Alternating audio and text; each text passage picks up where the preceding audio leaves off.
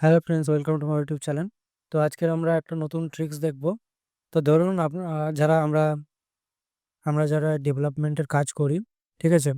তো অনেক ক্লায়েন্টের অনেক ইমেজ দেয় আমাদেরকে, বা আমরা যদি নিজেদের কোনো পার্সোনাল প্রজেক্ট করতে চাই, তো আমাদের অনেক ইমেজ গুলোকে কম্প্রেস করা বা সেটা জেপিজি থাকলে ওয়েব বিপিতে আমরা নর্মালি ইউজ করি।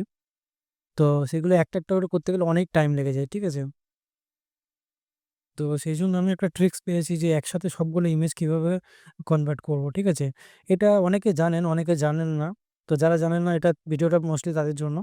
তো তাদের কাজটাকে আরো তাড়াতাড়ি করার জন্য এগুলো আরো অনেক টুল আছে, বেটার টুল পাবেন। তো এটা আমার বেস্ট লেগেছে। তো যদি এখানে কোয়ালিটি মেইনটেইন করে, তো সেইজন্য এটা আমার বেস্ট লেগেছে আমার কাছে। তো সেইজন্য আমি আপনাদের কাছে শেয়ার করছি। তো এর জন্য ডাইরেক্ট ব্রাউজার ওপেন করবেন, যেকোনো ব্রাউজার। গিয়ে এখানে টাইপ করবেন tinypng.com। তো এবারে এখানে একটা মেথড আছে কি, যখন আপনি ইমেজটা ডাইরেক্ট আপলোড করবেন, তো ওটা কম্প্রেস তো হচ্ছে।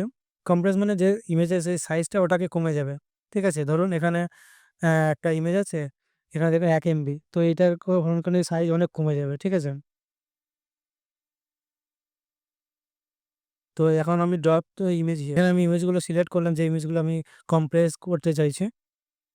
তো এখানে আমি 4 টে ইমেজ সিলেক্ট করেছি। দেখুন কম্প্রেস হয়ে যাচ্ছে। এখানে যে 2 এমবি আছে, এখানে 2 এমবি আছে, দেখুন 800 51 কেবি করে দিয়েছে জেপিজি ফরম্যাটে। তো এখানে এটা যখন আপনি অনেকগুলো ইমেজ করতে চাইছেন, তখন শুধু জাস্ট কম্প্রেস করতে পারবেন। এবার এখানে দেখুন একটা ট্রিক্স, কনভার্ট। এটা কয়টা অন করে দিলেন, দিয়ে আপনি ওই ভিপিতে ক্লিক করলেন। ঠিক আছে? তো এখানে আবার সিলেক্ট করবে। এটা আবার ৩ টের বেশি সিলেকশন হয় না। ঠিক আছে? তো ৩ টে করে আপনাকে করতে হবে। আমি চাইছি যে ৩ টাই আপাতত করি।